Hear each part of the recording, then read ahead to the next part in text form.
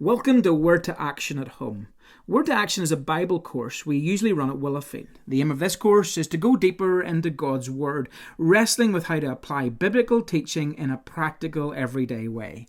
The main purpose of the course is to help equip us in our devotions and Bible study at home, looking at how to engage with the passage or story or truth of this ancient book in a very relevant way. I hope you will find these recordings helpful and practical. I hope it will whet your appetite and encourage you to read and study and wrestle with this wonderful book.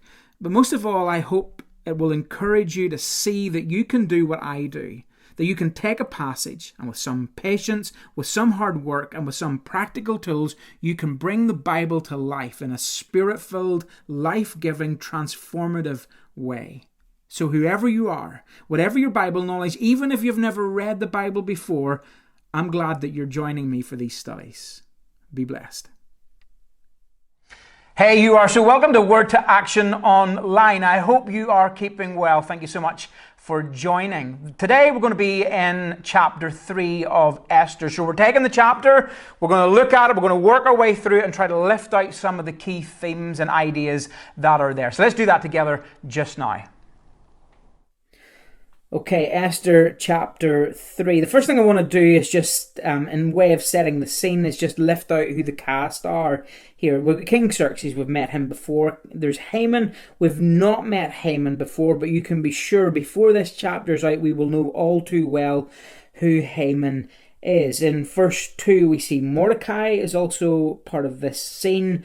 In verse 3, there's these palace officials, and then finally, in verse 6, there's this Jewish nation. So that makes up the cast that's going on here. We want to jump up and find out some more information about Haman. We're told that he has had a promotion. We're told that he is the son of Hammedatha, the Agagite. And we'll do some checks and cross-references on that later. I think the thing that is important to highlight, and I'm going to do that in red now, is his position, Haman's position. He is over all the other nobles, making him the most powerful official in the empire. Again, when it comes to Haman, we're supposed to see power. And this chapter begins like chapter 1, as King Xerxes comes to the center of the stage. And as soon as he comes to the center of the stage, so does his power, so does his authority, and so does his position. And it's almost exactly the same as here. Xerxes and Haman are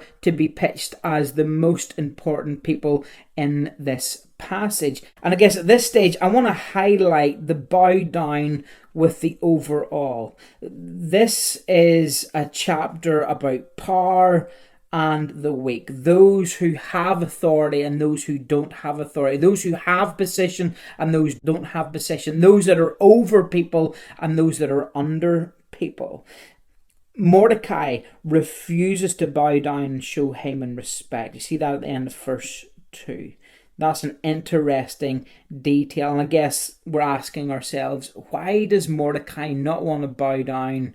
What is it in this scene, or what is it about Haman that causes Mordecai not to bow down? Well, other people have the same thoughts going through their head as the palace officials, and they want to ask Mordecai, why are you disobeying the king's command? They spoke to him day after day, but he still refused to comply to the order. So they do something quite interesting. There's a little twist in our story here, as those palace officials go now and they speak to Haman to see if he would tolerate Mordecai's conduct. Now, there's something important about that phrasing there, if they would tolerate. It's almost that they are going to provoke Haman in this scene. They're kind of almost going to say, like, you are this big, strong, powerful man, but there's just nobody, Mordecai, who won't bow down to you or show you any respect. What are you going to do about it? It's almost like a threat here, and it's a threat to his ego or to his power or to his authority. If he doesn't do anything, he loses respect with these palace guards. So something has to be done. And in verse 5, when Haman saw that Mordecai would not bow down or show him respect, he was filled with rage. And I guess I'm thinking, before verse 5, I'm not sure Haman noticed this. Like, he obviously didn't notice this. It had to be brought to his attention by these palace officials. This big, powerful man has his head in the clouds because of his own self-importance. And when your heads are in the clouds and everyone else is bowed around you, you don't always notice what is going on around you. And I think that's what's happening here. But he's filled with rage. He learns of Mordecai's nationality, and he decides it's not enough to lay hands on Mordecai alone. Instead, he looked for a way to destroy all the Jews. This is a dangerous moment in our chapter. It's dangerous, and it throws us back into chapter 1 again, because you remember what's going on in chapter 1. Like, there's lots of throwbacks to chapter 1 here. You have someone in verse 5 who is filled with rage. That's not the first time in our story that we have found someone who is filled with rage. Remember, go back to chapter 1.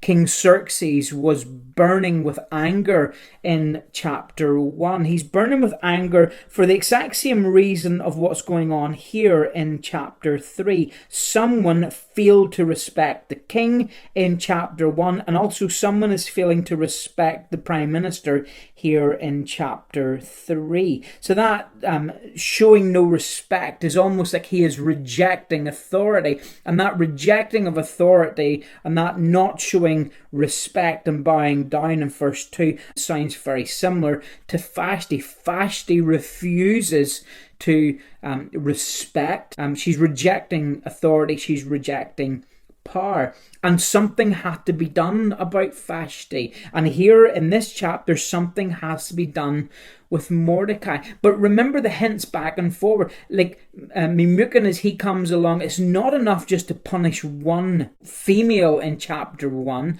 They punish an entire gender. And the same here. It's not enough for Haman to punish one Jew. He has to punish an entire nation in the most violent and horrible of way. And so in verse 7, with this simple rolling of a dice, they land on a date, and he wants to destroy the Jews on the 7th of March, almost a year later. So Haman approaches King Xerxes. He has a plan. He has a plot. All he needs to do is to get the king to approve this. But it sounds outrageous to go to the king and ask him to kill an entire race.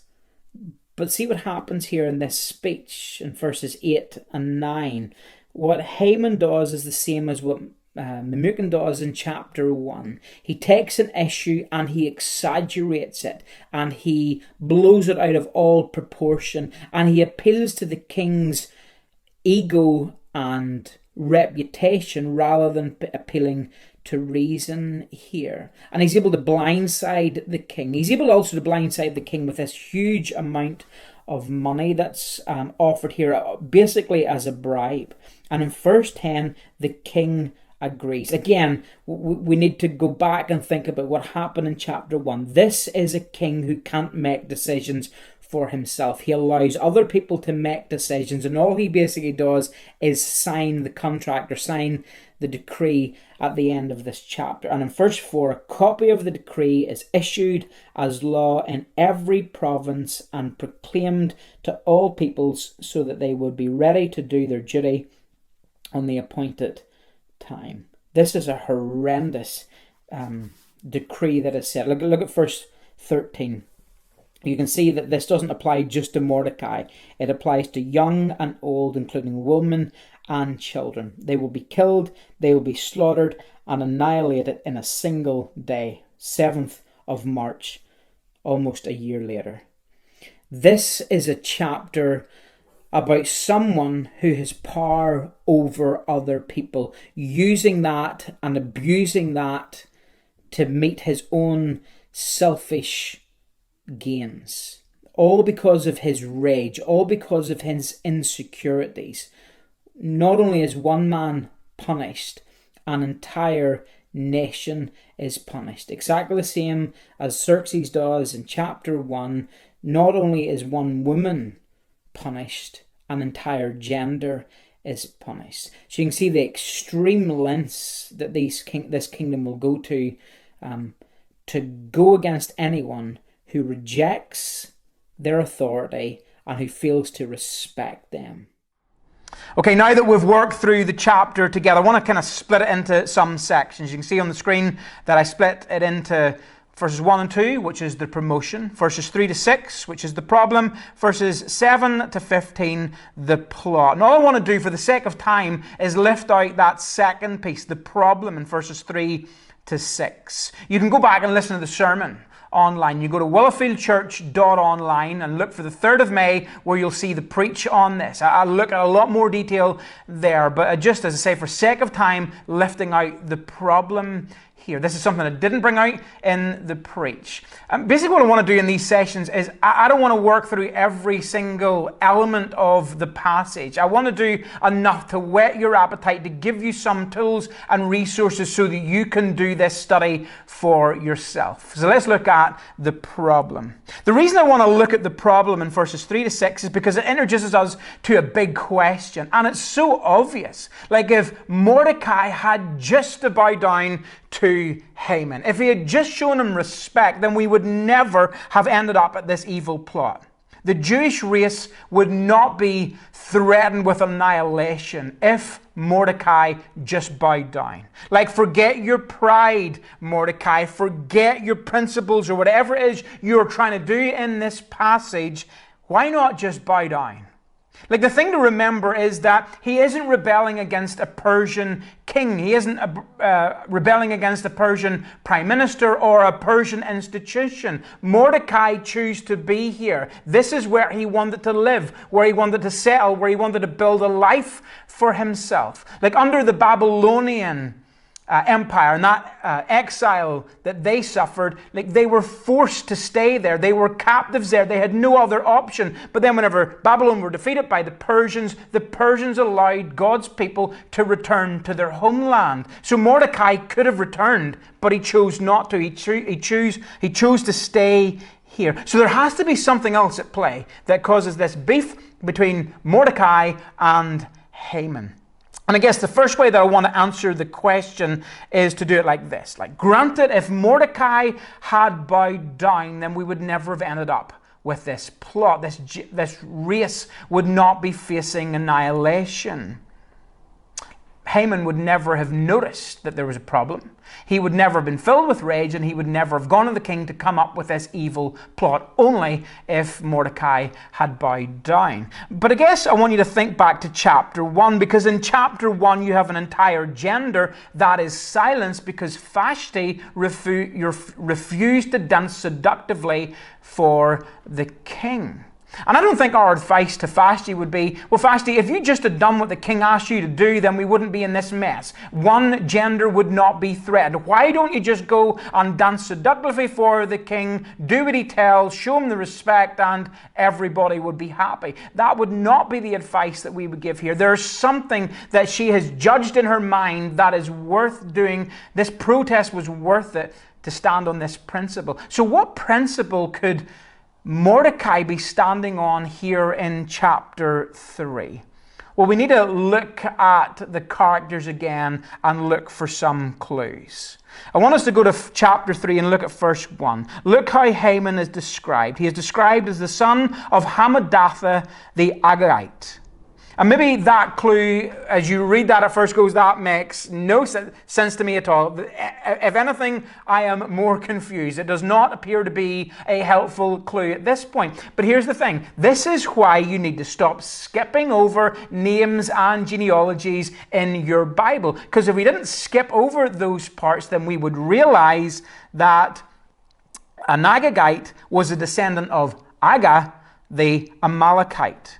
And the Amalekites should kick us back to Exodus chapter 17. In Exodus chapter 17 and verse 9, we read this. The Amalekites came and attacked the Israelites. Now let's just stop there for a moment. This is that famous Old Testament passage where Moses, when he raises his hands, the Israelites win, or they are able to turn things around and bring defeat towards the Amalekites as Joshua is fighting them. But as soon as Moses' hands begin to fall because he's getting weak, because it's hard to hold your hands up for that amount of time, the tables turn, and it is the Amalekites who begin now to come and attack and defeat the Israelites. That's that famous passage where Aaron and Hur hold up Moses' hands so that the people of Israel can defeat the Amalekites in this passage. But here's an interesting thing to note in verse 16.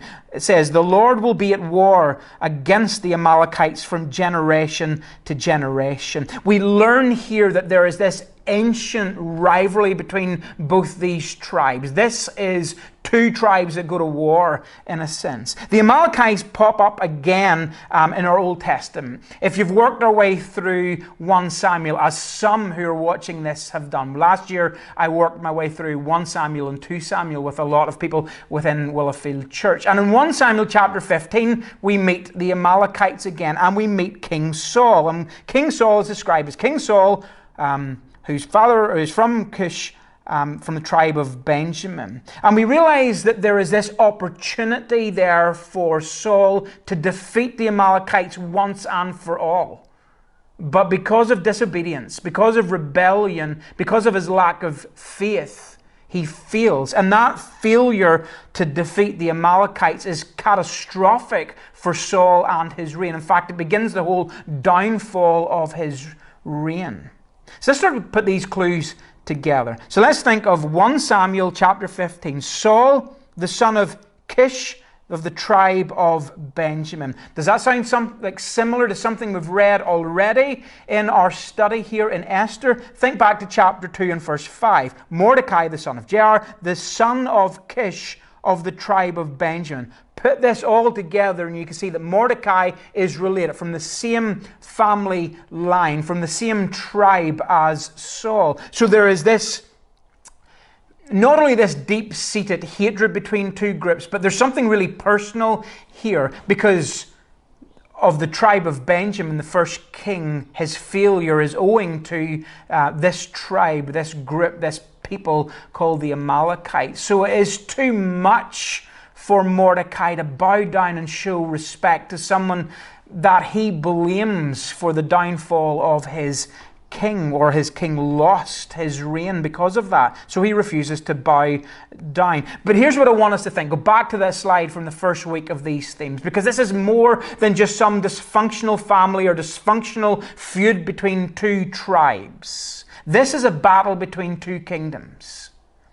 There are dark clouds that begin to form over this passage here in chapter 3 as a storm begins to rage. You have Haman, who is the villain in our story. He is the prime minister in our story. He is the second most powerful man in the kingdom of Persia at this point.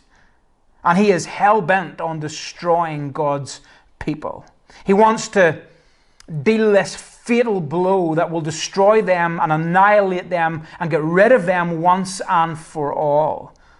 This is a kingdom of the world faces the kingdom of God. And they're both going to battle here. These themes begin now to intensify as we move on from chapter 3 here. Now, if you read the Bible, in fact, if you read Esther, you get to the end of it, spoiler alert, you know who wins the story. And if you read the Bible, spoiler alert, you know who wins the story. So there's always this theme throughout the Bible of this good versus evil, this kingdom of the world versus this kingdom of God. And we know that Jesus, through his victory on the cross, his victory over death, wins the battle once and for all. But there are moments in life, just like here in chapter 3, where sometimes we are tempted to ask the question, where is God?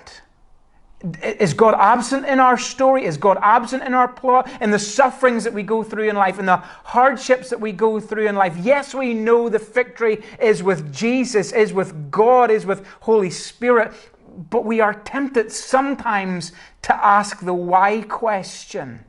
I want to end this session with this great quote from David Strain. Here's what we need to do when those moments come to the fore.